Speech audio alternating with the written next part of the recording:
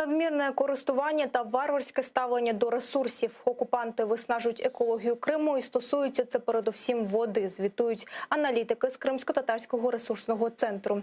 Водосховища за останні 5 років скоротилися майже на третину, а те, що є занедбане і замулене.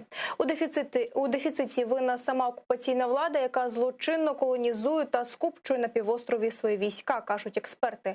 Наслідки вивчали через супутникові зйомки Європейської космічної агенції. А в окупованому Криму і далі вигадують нові способи напоїти півострів, але виснажуючи підземні води. На основі дослідження фахівців про вплив окупаційної влади на кримську екологію доповідатимуть в Комітеті з прав людини ООН. Докладніше про причини екологічної катастрофи та що робити з цим після звільнення Криму дивіться далі у сюжеті. 1 100 мільйонів кубометрів. Саме стільки води вистачало Криму на рік життя до окупації. З цього на побутові потреби йшло всього 150 мільйонів кубометрів. Живився півострів з північно-кримського каналу та від опадів. Але з початку окупації Росія не розрахувала можливості загарбаного півострова. Забезпечити себе водою Крим не може, а орди окупаційних військ та незаконно переселені росіяни значно збільшили споживання. Переселилось не менее чем 700 тысяч человек, которые также используют воду, которые пьют ее, которые стирают вещи и так далее. Формирование многочисленных воинских подразделений, силовых структур, массового переселения чиновников, а также содействие инициативного переселению граждан Российской Федерации в Крым из неблагополучных регионов России. Погіршило становище ще й недбале ставлення до того, що залишилося. Впродовж 7 років окупанти і не думали оновлювати зношені трубопроводи. Відтак отримали втрати в мережах до 80%. Не доглядали із за водосховищами.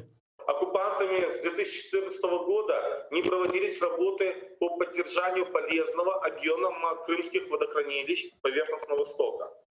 Заиливание Аянского, Симферопольского, Партизанского, Чернореченского водохранилищ за эти годы привело к тому, что их полезный объем значительно уменьшился. Наслідки такого варварського ставлення до екології видно вже із космосу. Ґрунтуючись на супутникових знімках, фахівці з Кримсько-татарського ресурсного центру дослідили, як змінювалися контури найбільших кримських водосховищ за останні роки. Видно, що кількість води у Тайганському та Білогірському водосховищах зменшилася майже на третину. Звідти через дефіцит воду качали до Сімферопольського сховища, а спеціальні конструкції будували військові інженери. Работает какой-то насос, судя по всему, который качает сейчас воду в эти трубы. Ого!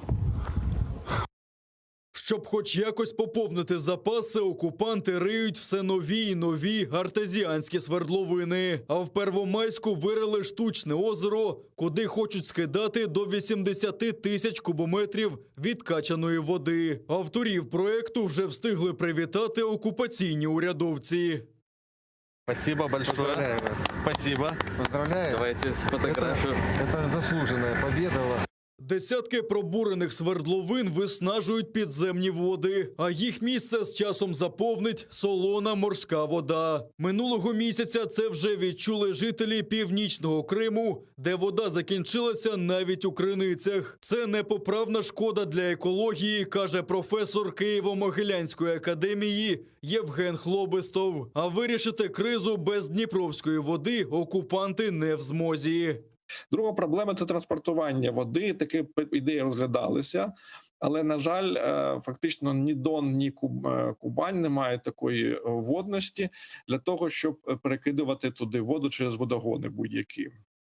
І третя проблема – це масштабне описнення морської води, але це потребує дуже серйозних коштів, значно більших, ніж витрачає сьогодні федеральний бюджет на утримання Криму.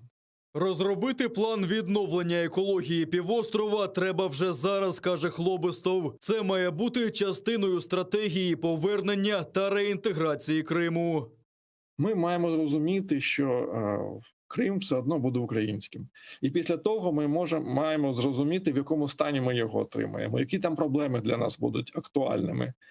Тому на сьогодні доречно нам вже починати рахувати ті збитки, які отримує Україна через нераціональне використання наявних водних ресурсів, через нераціональний його розподіл. До нескінченного списку своїх воєнних злочинів окупанти додали ще й екоцид. А дослідження російського впливу на кримську екологію заслухають у спецдоповіді на Комітеті з прав людини в ООН.